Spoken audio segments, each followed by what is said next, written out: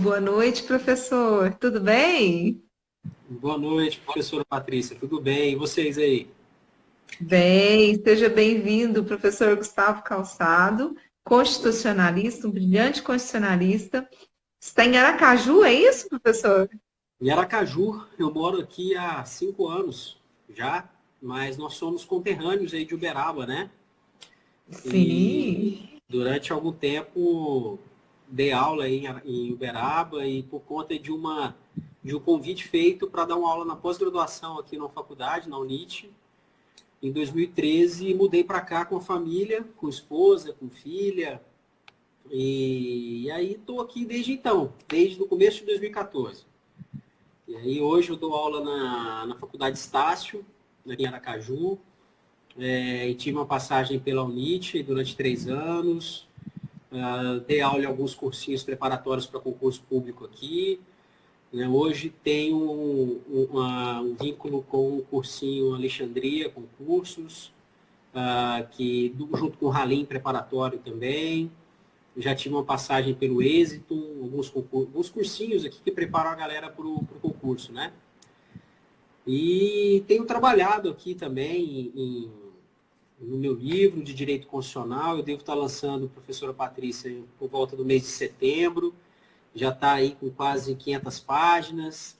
Então, é um trabalho bem minucioso que eu tenho feito aí, com bastante apanhado jurisprudencial, na tentativa de auxiliar aí os meninos, né, nessa luta dos concursos públicos e auxiliar os advogados, os militantes na área, né, que buscam aí uma atualização a respeito do direito constitucional.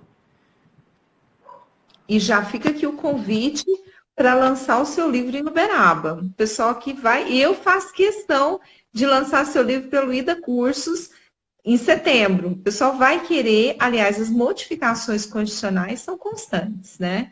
E o assunto que a gente está tratando aqui, inclusive, é acerca disso, direito constitucional. Nós estamos aí diante de uma reforma da Previdência que está em tramitação. Há uma possibilidade muito grande dessa reforma ser aprovada, passar no Congresso Nacional, talvez com alguma modificação de valor. Então, momento de discussão. Qualquer discussão que possa ser ouvida, que possa ser debatida no Congresso pelos deputados é muito relevante hoje para a população brasileira. Nem entrando no mérito se eu gosto, se eu quero ou não, a questão da reforma da Previdência. Mas eu acho que a população ela precisa ser orientada. É preciso entender o que está acontecendo de um termo geral. Por exemplo, PEC 6. O que é uma PEC, professor? Nós estamos lidando com uma modificação profunda de sistema previdenciário. Nós tínhamos um sistema de repartição, em que todos os brasileiros contribuíam para aqueles que um dia fossem aposentar, uma previdência solidária. Então, havia um regime de previdência nosso social solidário. E agora pode ocorrer a inserção dentro da Constituição Federal de um sistema privado, um sistema individual, um sistema de capitalização. Então, é uma modificação muito profunda. Então, eu queria que o professor ensinasse aí, para nós conversarmos, o que é uma PEC, o que isso significa dentro da reforma da Previdência. É uma desconstitucionalização? Esse termo está sendo usado e pode ser até matéria de concurso agora, porque está sendo muito utilizado. E aí fica a bola, professor. Então, primeiro, uma satisfação muito grande. Eu queria agradecer mais uma vez pelo convite, né, e inclusive estender o convite aos seus seguidores do IDA Cursos, perdão, para que possam também conhecer meu trabalho no meu Instagram, que hoje em dia é uma ferramenta que aproxima muito, né, e deixa muito mais verdadeiro, muito mais próximo esse contato que a gente tem com os nossos alunos, né, que fazeram algo que a gente gosta, né? Então, auxiliar os meninos nisso é sempre muito legal. Então, gostaria de convidar os seus seguidores também para que possam conhecer o meu trabalho no Instagram, que está sendo bem legal lá, está tendo uma receptividade bem legal. Professora Patrícia, o tema ele é extremamente complexo, né? A gente não consegue concluir toda a temática nessa live, né? Seria um tema para que a gente possa fazer outras, mas por amor ao debate, né, a gente sempre gosta de falar sobre esses temas, né? E falar de previdência é falar de um assunto de interesse nacional, né? Uma vez que todos desejam futuramente se aposentar, né? E então é um tema que deve ser a todo momento discutido, debatido, e um espaço como esse, dessa live compartilhada, ele é sempre muito importante e espero que isso se repita, até porque a nossa população ela ainda vive muito alheia a essas mudanças, né? A gente não vê, embora nós tenhamos na própria Constituição Federal alguns instrumentos que permitem a participação popular, né? As consultas, por exemplo, os próprios conselhos, mas isso não é estimulado ou é pouco estimulado pelos governos, né? Talvez de forma intencional ou não, mas o fato é que espaços como esse a gente deve sempre priorizar e buscar incentivá-los. E mais uma vez, obrigado pelo convite. Tá? Para a gente poder falar um pouco de PEC, essa proposta de emenda à Constituição, ela decorre de uma característica da nossa Constituição, por ela ser identificada como uma Constituição rígida, né, e como tal, ela prevê um procedimento de alteração mais complexo ou um procedimento de alteração mais moroso quando comparado a um procedimento para se alterar uma lei, por exemplo, né? Em que pese nós tenhamos esse procedimento mais complexo para se alterar a Constituição, nós estamos próximos de 100 emendas constitucionais, né, em 30 anos de Carta Constitucional. Né? Isso para alguns doutrinadores, e aí eu partilho da mesma ideia, de que isso gera uma insegurança jurídica muito grande para o nosso sistema, para a nossa jurisdição constitucional.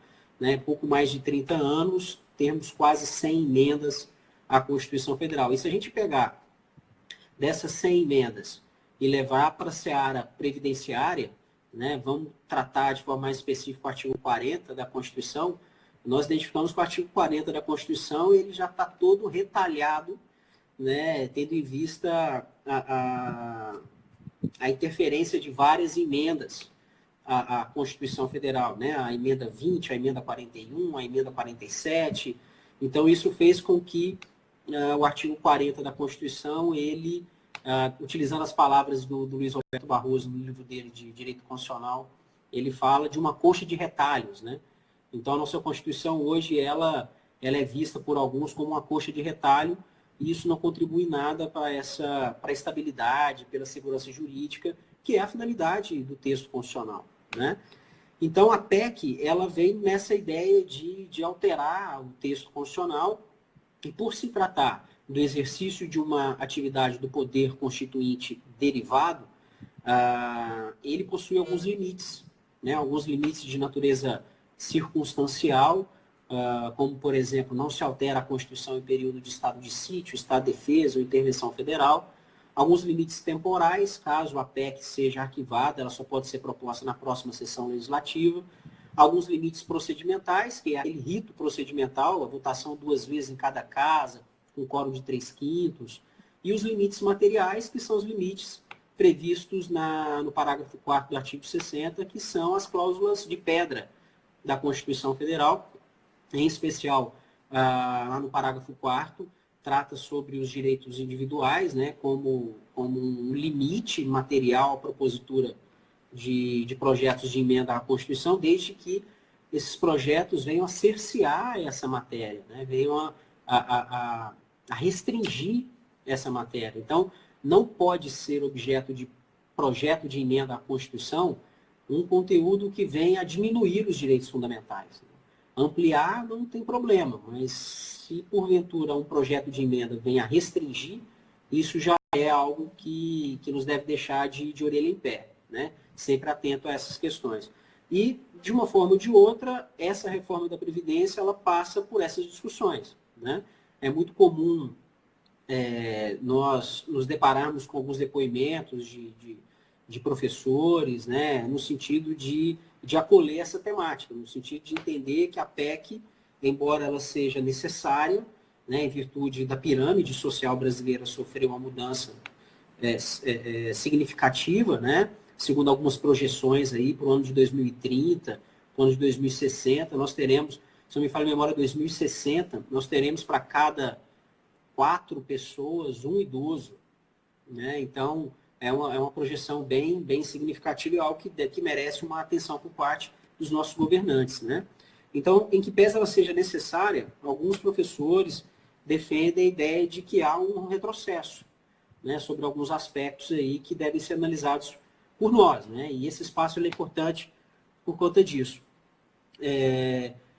Professora Patrícia, eu separei aqui, aí você me fala o momento certo para a gente tocar nesse assunto, mas eu te devolvo a bola aí, porque eu cheguei a separar alguns pontos aqui para que a gente possa comentar sobre uma eventual inconstitucionalidade desse projeto de emenda, né? Mas eu te devolvo a bola aí para que você possa presidir os trabalhos aí. Não, assim, eu presidi os trabalhos, eu estou aprendendo. Eu lido com direito previdenciário, sou advogada previdencialista, mas nós estamos num sistema de muita especialização. E um contexto constitucional é muito necessário. Nós precisamos hoje voltar e aprender direito constitucional de uma forma mais intensa, de uma forma mais concreta. E isso que você está dizendo, sem dúvida, exige. O direito previdenciário na questão da coxa de retalhos, para o professor ter noção, desde a Lei 8.213 de 1991, nós tivemos tantas modificações que fica difícil hoje para um especialista dizer, não, eu realmente sei todas as alterações de direito previdenciário. Todos os anos nós temos aí mini reformas da Previdência. Entendo e acredito também que há necessidade de uma modificação do sistema, porque existem fatores, sim, que podem pesar futuramente. Um deles é a questão dos municípios, dos estados que estão sucateados, e talvez essa modificação previdenciária não seja tanto para o regime geral, mas já providenciando uma modificação legislativa que ampare os sistemas de estados e municípios. Enfim. O que eu gostaria, o ponto que eu queria tocar de constitucionalidade e inconstitucionalidade, a gente até colocou isso, é sobre o artigo 10 da Constituição Federal. Nós tratamos, nós como especialistas, o artigo 10 sempre como uma válvula de escape, principalmente no que tange a constitucionalidade formal, a inconstitucionalidade formal, a forma que isso foi utilizado como discussão de parâmetro para mudança ou ruptura de sistema, ou retrocesso social. Então, o que eu queria saber do professor referente a isso, no que tange à advocacia previdenciária, ao contribuinte, ao segurado. Existe, de fato, pelo que você está vendo dentro da imprensa, agora me parece que foi um documento, o governo pediu para que não viesse a público números da reforma da Previdência para que fosse discutido, enfim. Existe, de fato, um diálogo da população que permita essa modificação legislativa tão intensa? Olha, referente ao artigo 10, tá? Isso tudo. Sim, além do artigo 10, que para quem não conhece, né, está escrito o seguinte: é assegurada a participação dos trabalhadores e empregadores nos colegiados dos órgãos públicos para que seus interesses profissionais ou previdenciários sejam objeto de discussão e deliberação. Então, o que a gente percebe nesse dispositivo constitucional é que ele instrumentaliza ou que ele possibilita a participação do povo em assuntos do seu interesse, né? A grande questão historicamente, o Brasil não se vale desses instrumentos de participação popular.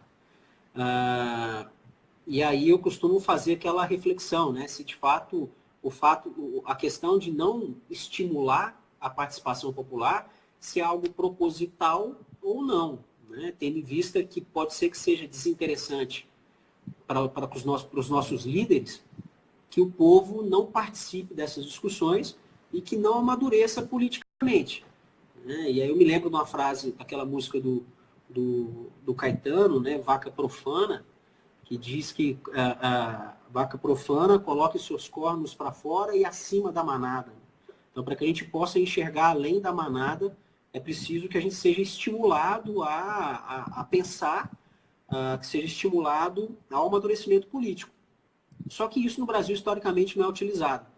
Para que a gente possa ter uma ideia, né, de 88 para cá, nós tivemos no Brasil 2 consultas populares, tão somente. Né? A primeira delas data dos anos 90, aquela relação que teve com relação à votação do sistema de governo presidencialista para o parlamentarismo, né, e a monarquia para a república, né, lá em 93, onde houve essa consulta popular.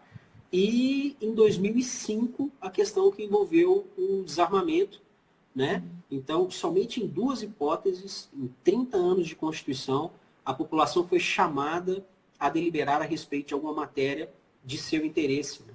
A reforma política, que foi objeto e foi pauta de 1 ano, 2 anos atrás, né? Todas as discussões em torno de financiamento de campanha, de cláusula de barreira, de voto distrital, né? Todas as discussões foram feitas no âmbito do Congresso, nas paredes do Congresso, e a população alheia a toda essa discussão.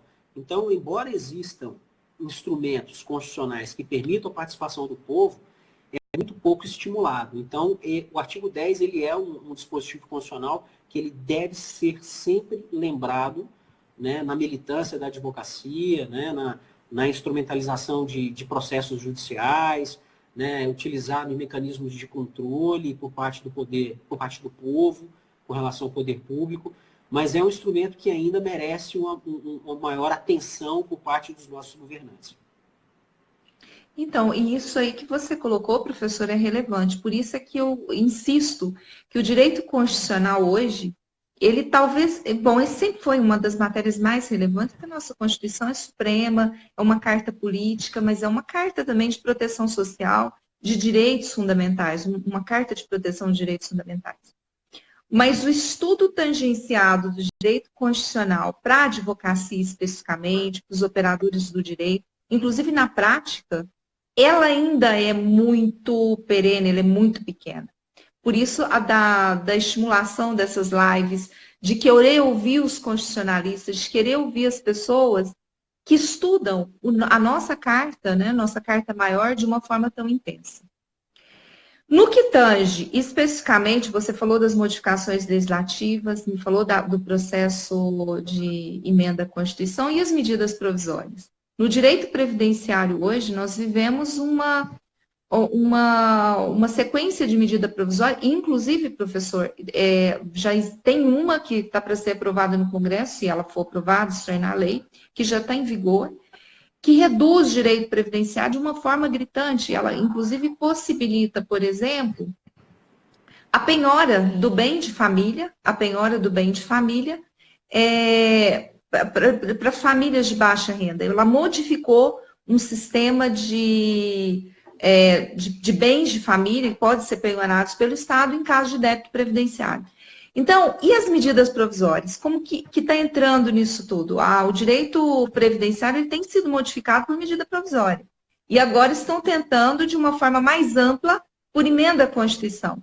Mas isso tudo já não faz parte dessa reforma previdenciária, reforma trabalhista que aconteceu há algum tempo, ou seja, de reformas mesmo, tangenciando direitos sociais, sem oitiva da parte interessada, que talvez seja o empregador. Qual o equilíbrio que tem em ambos esses lados de forças tão dominantes, né? E aí a gente fala muito de capital e força de trabalho, direito social, direito fundamental, mínimo existencial. Nós falamos disso também, mínimo existencial e reserva do possível. O que é possível o Estado fazer diante do dinheiro que tem? E os direitos fundamentais, eles são mais importantes ou menos? Nós estamos vivendo numa época agora de direito constitucional econômico. Conta para nós o que significa essas mudanças importantes no Brasil, não só no Brasil, no mundo. Essas mudanças não são só de um aspecto do Brasil, mas do mundo.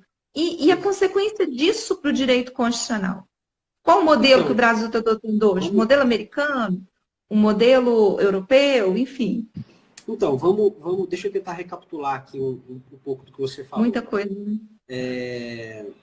A gente vive um momento de transição, né, do ponto de vista da interpretação constitucional. E é o que os doutrinadores chamam de uma fase pós-positivista ou neoconstitucionalista. Né? Ela se dá ali no final da década de 90, início dos anos 2000, onde há uma mudança na maneira pela qual a gente interpreta a Constituição. Nós abandonamos, de certa forma, aquele viés extremamente positivista, aí, da primeira metade do século passado, né?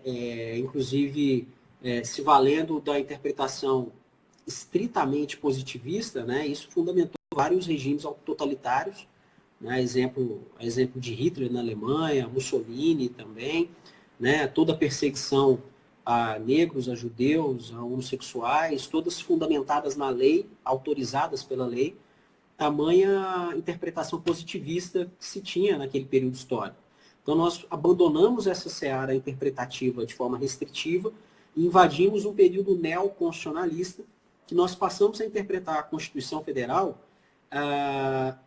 se valendo de instrumentos extrínsecos à própria Constituição. Né? Então, não se interpreta o direito mais somente pelo viés positivista, você interpreta o direito hoje se valendo da sociologia, se valendo da antropologia, da filosofia. E a gente vem notando isso em vários julgados do Supremo Tribunal Federal, inclusive posicionamentos muito claros do ministro Luiz Roberto Barroso, que, na minha concepção, ao se deixar influenciar no melhor sentido da palavra, né, ele atende o que hoje nós identificamos numa doutrina alemã, aquilo que se aproxima mais do caráter da força normativa do texto constitucional, na medida em que você aproxima a Constituição formal da Constituição real, trazendo aí essas influências externas, né? E o Supremo vem se valendo por meio das audiências públicas, a figura do amigo da corte, né?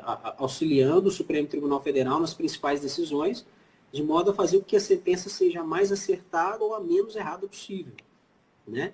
Então, a sociedade civil organizada vem auxiliando o Supremo nessas decisões. E trazendo para a seara previdenciária, eu tenho acompanhado o trâmite da PEC 6, da reforma, que na minha concepção é muito mais do que uma reforma, é uma revisão constitucional praticamente, né? São 16 artigos alterados, alguns criados, são 3 artigos no ADCT, né? Além das regras de transição, que são várias, né? Mas nas audiências que ocorrem no âmbito da CCJ, na Câmara dos Deputados, eu tenho acompanhado que quase que diariamente ocorrem audiências públicas no âmbito dessas comissões, em que a sociedade civil organizada, claro que selecionada pelos parlamentares, né, também auxiliam nessas discussões no âmbito das comissões. Né? Então, juristas são chamados, né, líderes sindicais são chamados, sindicatos de empregadores e de empregados são chamados a discutir, né, os militares chamados para discussão também, professores. Então, e são audiências públicas quase que diariamente, fazendo com que a discussão ela seja bem complexa mesmo, né? Não é algo tão simples assim. E por mais que a gente queira que as coisas aconteçam, né, mas a gente não pode priorizar aí uma discussão rápida, que me parece que é o que vem acontecendo. Né? São grandes reformas e elas estão acontecendo meio que a toque de caixa. Né? Eu não sei se por conta do momento político que o Brasil vive hoje, penso que talvez seja por esse motivo, né? Existe um ímpeto por parte dos parlamentares em aproveitar esse momento político que o Brasil vive para que se possa aprovar essa reforma da Previdência. Inclusive, um dos argumentos do governo, já tocando no assunto do sigilo das informações, é de que as informações elas não poderiam ser colocadas para o público, porque isso teria uma influência muito grande no mercado. Então, mais uma vez, o cenário brasileiro se curvando diante de um capitalismo, né, diante de um mercado financeiro. Né? Eu penso que talvez seria um caminho sem volta também. Não tem como você desconsiderar a seara capitalista nos dias de hoje, ainda mais lidando com questões de poder. Agora, eu não tenho dúvidas em afirmar, Patrícia, que esse sigilo ele é inconstitucional em todos os aspectos, né, tendo em vista que é imprescindível que haja uma transparência.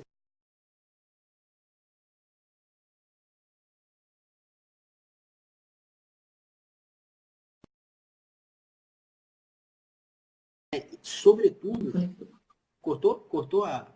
Cortou, mas voltou. Então, olha só, então eu dizia sobre a inconstitucionalidade, né, desse ato. E mesmo porque eu estava verificando na lei de acesso à informação que o poder público ele pode conferir ao documento o caráter sigiloso desde que dê o motivo para isso e desde que também fixe um prazo até quando esse documento será sigiloso.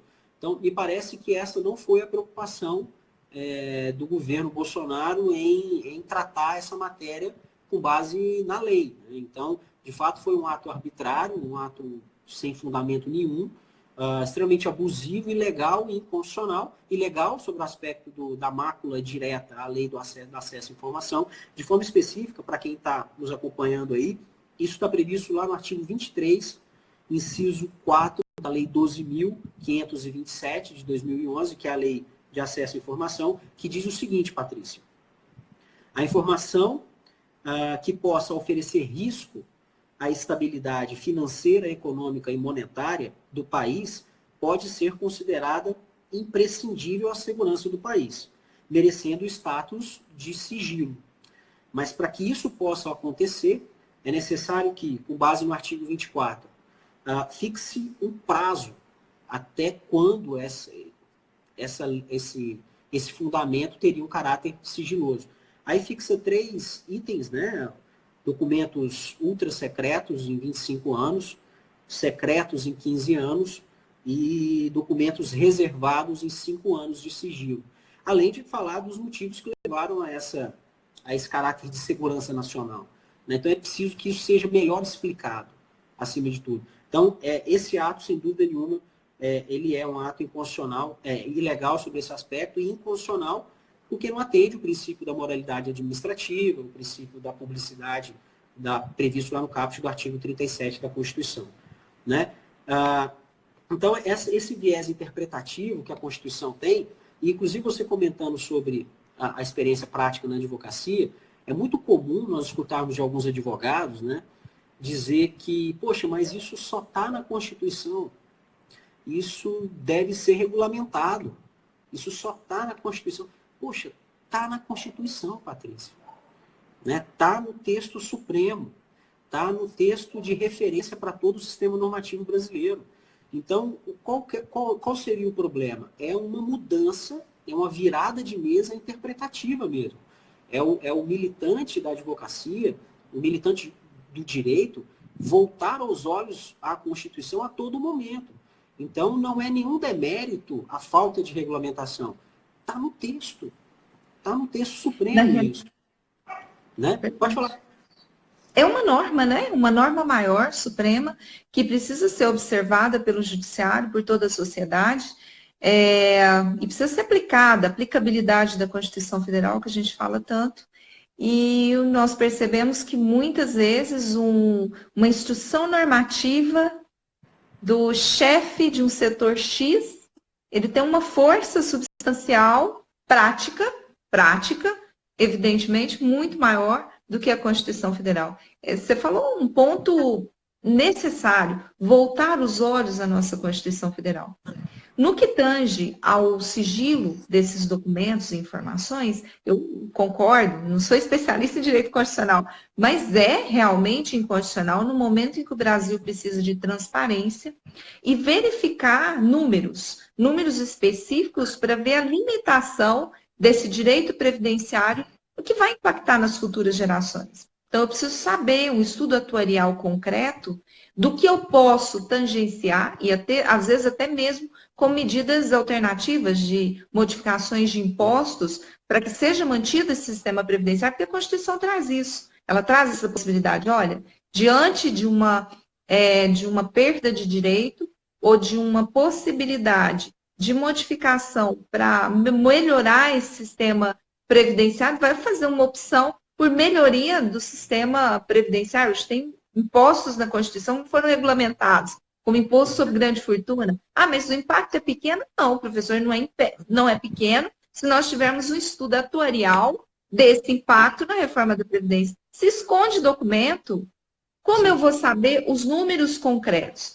O que nós, especialistas, colocamos é o seguinte, olha, não tem déficit na previdência privada, na previdência pública, no regime geral de previdência social, porque a Constituição Federal traz uma série de impostos que abarca essa compensação financeira do fato de que as pessoas estão envelhecendo, mas o mercado de trabalho é ruim. Então, nós entendemos que no momento que o mercado de trabalho é ruim, é que a proteção social tem que ser maior. Porque se você colocar essa população já paupérrima em situação de miserabilidade, você aumenta o desnível social, você coloca uma desigualdade social muito grande e viola aí direito fundamental, dignidade da pessoa humana. Então, para nós, o assunto reforma da Previdência, no que tangencia números, é extremamente relevante. Óbvio que nós sabemos que existe um impacto financeiro também mercadológico, que nós precisamos voltar a crescer. Precisamos ter mercado, precisamos construir, as empresas precisam realmente produzir, mas sempre com olhar na população mais carente, nessa que de fato sofre muito com essas reformas. Quando nós colocamos aí um aumento de idade mínima, vamos aumentar em 20 anos para o sujeito ganhar 60% da sua renda mensal. Isso é uma das questões que podem ser modificadas constitucionalmente. Mas se você colocar isso a nível de mundo, parece razoável. Mas vamos colocar, então, a nível de situação regional do Brasil, que precisa ser desenvolvido em regiões muito paupérrimas, como talvez o interior de Minas Gerais, em algumas localidades, ou interior do Nordeste, ou interior de alguns estados específicos, e ele consegue trabalhar 20 anos e contribuir 20 anos ininterruptamente no mercado de trabalho tão complexo, ou no momento de crise financeira que eu preciso proteger o meu idoso, o meu trabalhador, fomentar, sim, o desenvolvimento industrial, o desenvolvimento econômico, mas qual que é o meio termo disso? E a Constituição Federal? Porque ela traz esse meio termo, professor. Se ela tem lá o artigo 10, ela diz o seguinte, olha, o artigo 10 precisa ser discutido, não só na Comissão de Constituição e Justiça, antes mesmo, na elaboração da norma. Vamos trazer os sindicatos, as associações, os conselhos que não participaram, os conselhos da Previdência Social, os conselhos de trabalhadores, quando foi feita a reforma trabalhista.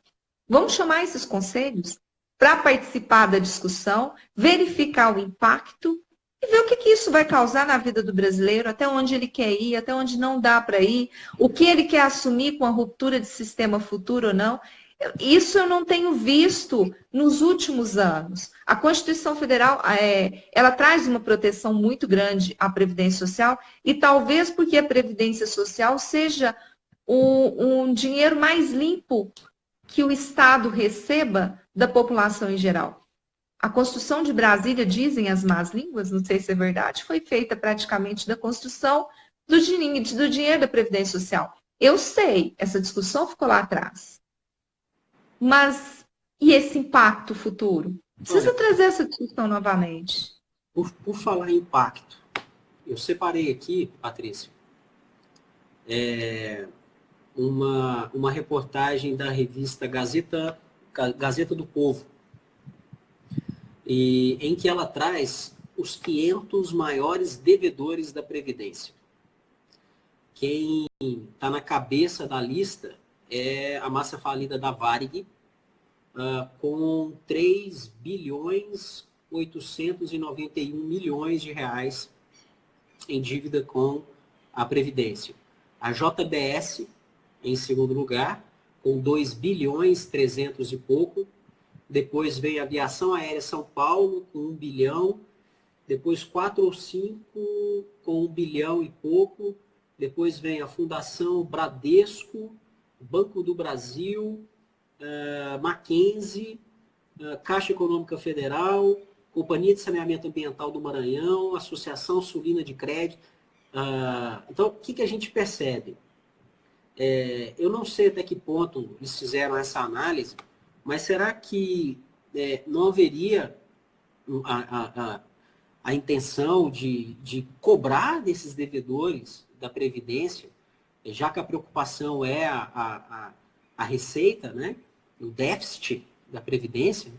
Será que não seria interessante que houvesse uma cobrança por parte do Estado desses devedores? Né? Eu sei que o Paulo Guedes, ministro da Economia, ele teve algumas reuniões com o Toffoli, a questão de um mês atrás, um pouco menos disso, no sentido de dar andamento nas ações movidas pela União contra esses devedores da Previdência, que existem as ações judiciais de cobrança, né? Mas elas estão engavetadas no Supremo Tribunal Federal.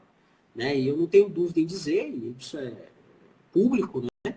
Que há um interesse político em torno desse engavetamento dessas ações judiciais. Né? Então, o Paulo Guedes esteve no Supremo Tribunal Federal reunido com o ministro, o presidente, na intenção de dar andamento dessas ações judiciais. Nós temos bancos que lucram, né, por minuto, né, R$ 500. Eu me lembro, eu estou dando esses dados assim, muito da minha memória, quando eu trabalhava em Uberaba ainda no Procon, em que nós pegávamos o lucro líquido dos bancos por ano e dividíamos até chegar no lucro por minuto. Isso dava em torno de 400 e poucos reais por minuto. A questão de 6 ou 7 anos atrás, que eu estava em Uberaba trabalhando no Procon, né? Então, em uma instituição que lucra R$ 500 por minuto, ainda mais num cenário de tanta crise que o Brasil vive, né? Por que não cobrá-los essa dívida que eles têm com a Previdência? Né? Então, é algo que deve ser pensado, algo que deve ser falado. Uma situação que ainda sobre a suspensão das informações, houve uma ação judicial protocolada no Supremo Tribunal Federal pelo deputado federal Aliel Machado, do Paraná, pedindo a suspensão da tramitação da PEC da Previdência. Né? E o ministro Gilmar Mendes, ele negou a liminar, no sentido de dizer que não haveria nenhum embaraço no trâmite da PEC número 6, diante desse sigilo dessas informações. Diz o ministro Gilmar Mendes que não há, inclusive, afronta ao processo legislativo da PEC, e caso ele pensasse o contrário, ele estaria violando o princípio da separação dos poderes, invadindo aí a atribuição do poder legislativo, né, em debater o projeto, e isso não seria de atribuição do poder judiciário. Né? Então, o Gilmar Mendes ele indeferiu essa liminar pedindo a suspensão imediata do debate em torno da Previdência, dizendo que isso não fere o processo legislativo. Né? Então, é uma posição dada pelo Gilmar Mendes a respeito disso. De forma especial, esse deputado federal, ele diz que o principal problema em torno do sigilo das informações estaria em torno da mudança do regime de repartição para o regime de capitalização. Né? E aí eu fui me informar a respeito disso. Esse regime de capitalização, ele é uma opção, me parece. Né? Então, o regime de repartição ele continua, mas o regime de capitalização ele é um regime de opção. Né? E qual é a dúvida do deputado? Qual é o custo para isso? E essas informações, uma vez sigilosas, não dariam embasamento para que pudesse ter um debate amadurecido no âmbito das comissões. Mas esse não foi o entendimento do Gilmar Mendes. Né? Então, ele não suspendeu o debate das discussões em torno da PEC. Uma situação que merece a nossa análise também é que eu separei aqui, Patrícia, algumas inconstitucionalidades do projeto. Eu posso falar alguma delas? Pode, nossa. Eu separei aqui a alteração do artigo 195, parágrafo 5º da Constituição Federal, que hoje está assim, ó. Deixa eu localizar aqui o 195. 157. 195. Parágrafo 5º, diz que nenhum benefício ou serviço de segurança e seguridade social poderá ser criado, majorado ou estendido sem a correspondente fonte de custeio. É o princípio do equilíbrio, né? Se for criar, majorar, se for criar, majorar, onde vai tirar o dinheiro, né? E aí, na reforma diz o seguinte, o parágrafo 5º passa a ter a seguinte redação. Nenhum benefício ou serviço da Seguridade Social poderá ser criado, majorado ou estendido por ato administrativo, por lei ou decisão judicial, sem a correspondente fonte de custeio total. Qual é a minha preocupação com relação a esse parágrafo 5º do 195? Porque ele cria a possibilidade para que o juiz de direito, em uma sentença, majore um benefício, né? Ou crie, na pior das hipóteses, né? Desde que ele cite ali uma fonte de custeio. Hoje nós temos no Brasil juízes administrando municípios, né? Por liminares, né? Então, é um grande risco que se tem de você, numa sentença judicial, e não sei se seria um esforço muito grande por parte do juiz, identificar alguma fonte de custeio que pudesse justificar a majoração do benefício ou até mesmo a criação de um outro em uma sentença judicial. Isso fere, na minha concepção, frontalmente o princípio da separação dos poderes, conferindo ao juiz uma atribuição quase que legislativa, né, de majorar o benefício ou de criar um benefício dentro dessa perspectiva da PEC número 6. Então, eu vejo isso como preocupação. Um outro ponto que merece uma discussão. Se a gente pegar a PEC, a gente identifica lá no finalzinho, depois das regras de transição, que a PEC revoga algumas emendas à Constituição, né? A exemplo da emenda número 20, da emenda 41 e da emenda 47. Então, lá no finalzinho da PEC número 6, eles revogam essas emendas à Constituição, que, pelo que eu pude analisar, em especial a emenda 41 e a 47, de forma mais específica ainda, o artigo 2º e 3º da emenda 41, são regras de transição, né? Então, essas emendas, elas introduzem na Constituição Federal regras de transição. E qual é a minha preocupação no momento em que a gente verifica a revogação desses dispositivos? E aí eu busquei, na jurisprudência do Supremo Tribunal Federal, 3 ADIs que tratam especificamente sobre esse tema. 2 ADIs de 2011 e uma de 2018.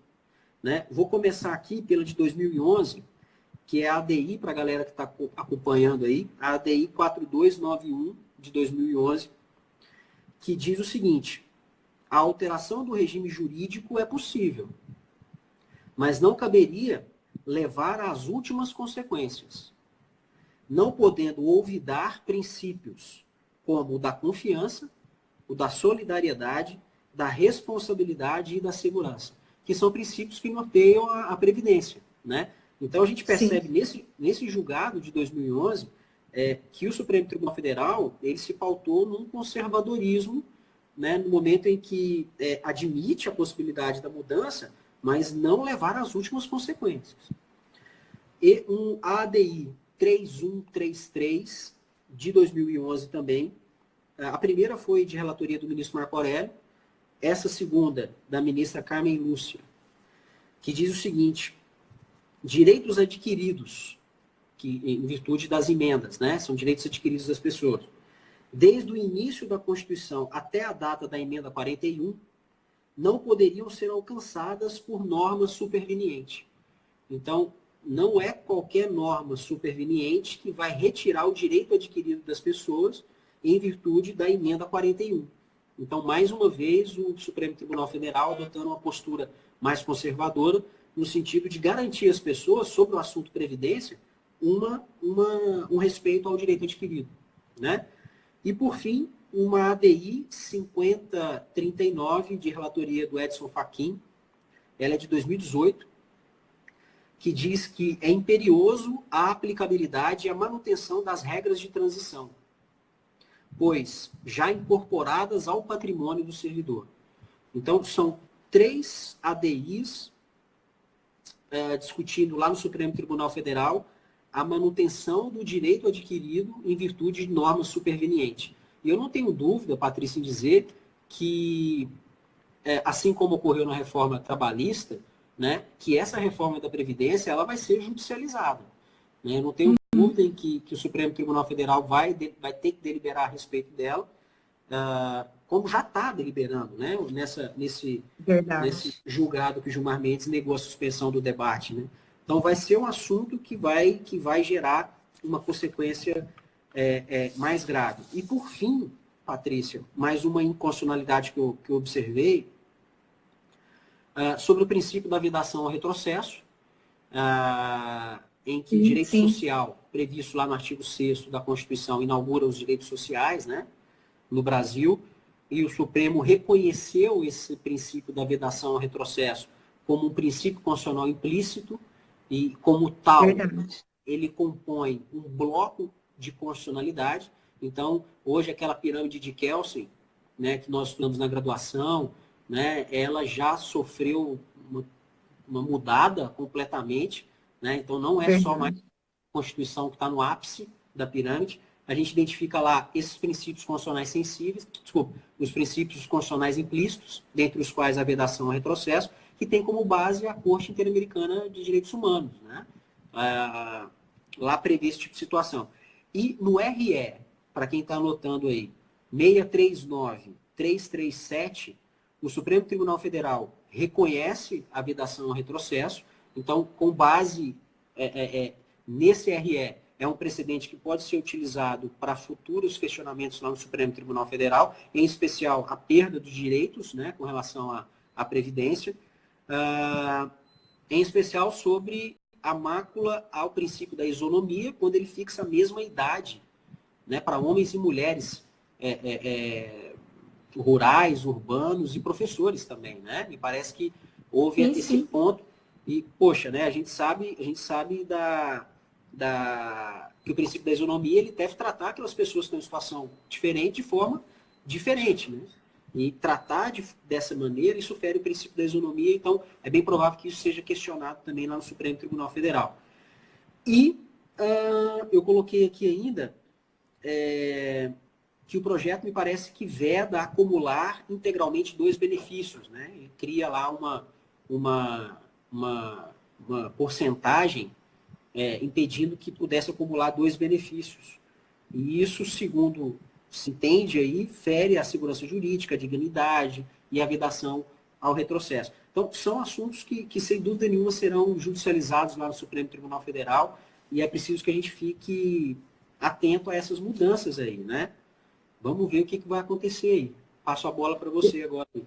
Não, eu já vou te fazer um convite. Você colocou aí de uma questão importante e pontual, que é a discussão judicial das questões constitucionais, dos incidentes de inconstitucionalidades, que podem ser arguídos aí dentro de petições iniciais e que poucos profissionais conseguem fazer essa abordagem constitucional dentro da petição inicial.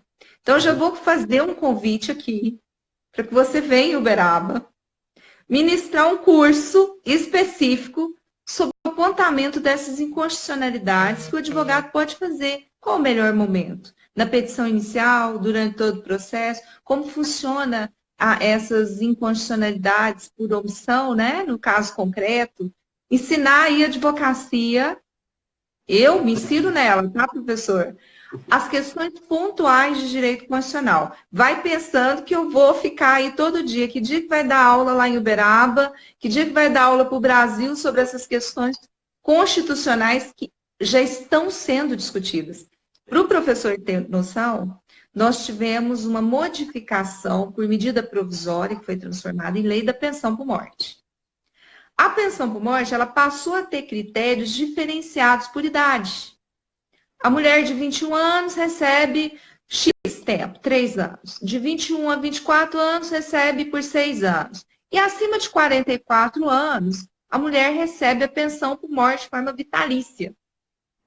Um dos argumentos pontuados para haver essa modificação, que na realidade restringiu o direito, é que havia mocinhas muito jovens que casavam com homens muito idosos e que, em razão disso, tinha que fazer toda uma ruptura do sistema previdenciário. E daí é uma questão pontual a se pensar. Isso afeta diretamente os nossos parlamentares, hein? Não, sim, não é essa questão aí das Não mocinhas é casadas com investidores ou não. Qual o estudo oficial que foi feito, primeiro, para ter uma modificação por parâmetro de idade, para que mulheres de tal idade pudessem receber pensão por morte de forma vitalícia, e outras de 2 anos, 3 anos menos que aquela mulher pudessem ou não receber. E pontualmente, tá, houvesse alguma contradição nisso, uma mulher de 44 anos pode ter uma vida financeira muito melhor do que uma de 35, com 5 filhos para criar. Qual o argumento isonômico que foi utilizado nessa questão pontual? Tem um artigo que fala da inconstitucionalidade disso. Então, é muito interessante essa discussão. Ela é interessante, prática e necessária. Fica aí o convite. Olha, o convite está aceito. O convite está aceito. A gente só precisa ver a questão de agendas aí para que eu aproveite a oportunidade e possa visitar minha família aí também. Meus pais moram em Uberaba, né? Então é questão de ajeitar a agenda e o convite está aceito, sem dúvida nenhuma. Vai ser um prazer muito grande, claro que sim. Nós vamos adequar a sua agenda. Vou te chamar no particular depois, nós vamos arrumar essa agenda aí e verificar um curso aí de 4 ou mais horário que você pensar para que nós possamos desfrutar dessa aula tão importante. Vai ser uma discussão que vai ser realmente judicializada. Eu acredito que essa reforma ela vai passar em alguns pontos. Se ela não passar agora, ela vai passar futuramente, mas essas reformas têm sido feitas por medida provisória, conforme eu falei. Então, há muita discussão constitucional a ser feita e dentro dessa ótica há muitos questionamentos a ser feitos pela advocacia. Então, é uma matéria que vai afetar a magistratura, vai afetar a advocacia, vai afetar o contribuinte, vai afetar o Estado, os municípios, enfim. Precisamos fazer essa discussão. Eu quero aqui, professor, agradecer imensamente esse tempo que você despendeu. Eu quero depois os números dos julgados para a gente colocar dentro das nossas redes sociais, para que as pessoas que estão assistindo possam ter acesso. É muito importante. Então, depois eu queria que me passasse esses julgados, que eu vou dar um jeito de colocar em todas as nossas redes sociais.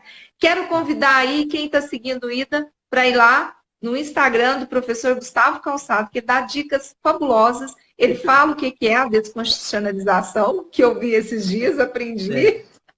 E fala outras dicas bacanas para concurso, para OAB, tem exame da ordem aí, então segue lá o professor, advogado, segue ele também, porque a discussão constitucional ela está muito necessária. E isso, professor, uma outra hora, vamos fazer uma outra live com assuntos pontuais, aí eu vou trazer, vou fazer mais perguntas. Eu quis ouvir o constitucionalista. E aprendi muito nessa live. Tá legal, muito obrigado. Vamos fazer isso mais uma vez, que foi um prazer muito grande. Pode contar comigo para as próximas aí. Valeu? Muito obrigada.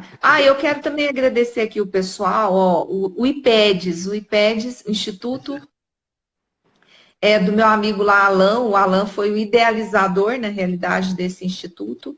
E o poder constituinte derivado tem limitação apenas das cláusulas pétreas, outros valores constitucionais também podem imitá-lo. Salvo melhor juízo, o STF tem sido bem leniente nesses assuntos. Você pode responder para o professor. Ele também é professor, o Alan, viu? Professor de Direito Previdenciário, um grande doutrinador, tem várias obras escritas, está aí assistindo. Legal. Vai ter um congresso muito bom em Juiz de Fora, do IPEDS, de Direito Previdenciário. Pessoal, acessa aí a página do IPEDS, para vocês terem acesso ao congresso que vai tratar de temas relevantes do direito do trabalho, direito previdenciário para Juiz de Fora. Que legal, que legal. Presenças ilustres, então, aí, hein? Professora Lisandra também apareceu no começo, né? Apareceu? Deixa eu ver aqui. Professora Lisandra, isso mesmo. Sandra, beijo. Elô aqui de Uberaba. Nossa, tanta gente. JR Paulo. O IPEDS aqui de novo. Já vi alguns alunos aparecendo aí também. Alguns meus alunos apareceram aí na live também. Gente, muita gente de Uberaba, viu? Ó, o nosso ó, Anderson Félix aqui. A minha irmã, Teodora, vale, tá lá no. Ela mora no Rio de Janeiro. Legal. Mas está fazendo uma visita. Laudice, professora Dalberto Neves. Débora, advogada atuante, muito boa. Ó, Januário. Nossa, muita gente. Nerissa Gutierrez, esposa do nosso colega aí, que deu um curso fabuloso. Professor Murilo Gutierrez, também doutrinador, escritor Apareceu e na live aí professor. também. Legal. Lourdes, beijo, defensora e protetora dos animais. Essa daqui tem uma causa animal fabulosa. Legal. Nossa, muita gente. Que bom, que legal. Que bom que eles gostaram. Vamos fazer isso mais vezes, Patrícia, então. Tá. Só falando aqui do professor, aquela resposta do Alain, o poder constituinte derivado tem limitação apenas das cláusulas pétreas? Ou outros valores constitucionais também podem limitá-lo? Salvo melhor juízo, a STF tem sido bem leniente. Vamos ser bem rápido aqui, né? Senão a live corta com 1 hora, né? Tá. É bom o assunto, vai indo. Existe um mito entre os alunos em acreditar que as cláusulas pétreas elas só estão postadas lá no parágrafo 4 do artigo 60, né? Então, muitos acreditam erroneamente que as cláusulas pétreas são aquelas, tão somente aquelas. Mas, na verdade, elas estão espalhadas por todo o texto da Constituição Federal, né? Então, se a gente, por exemplo, pegar lá o inciso 1º do parágrafo 4º, né, a gente vê que a forma federativa de Estado ela é uma cláusula pétrea, mas nós identificamos dentro da Constituição Federal vários artigos que consolidam a ideia do Pacto Federativo, que materializam a forma federativa de Estado. Então, a pessoa que fez a pergunta aí, ela tem razão em dizer, no sentido de que não está limitado somente no parágrafo 4º, né? E levando em conta o bloco de constitucionalidade hoje, né, princípios constitucionais implícitos, né, os tratados internacionais de direitos humanos, assinados depois da emenda 45, né, então tudo isso compõe hoje uma referência normativa. Então, hoje mudou muito isso, não está só lá no parágrafo 4º do artigo 60, não, está espalhado. Tá bom.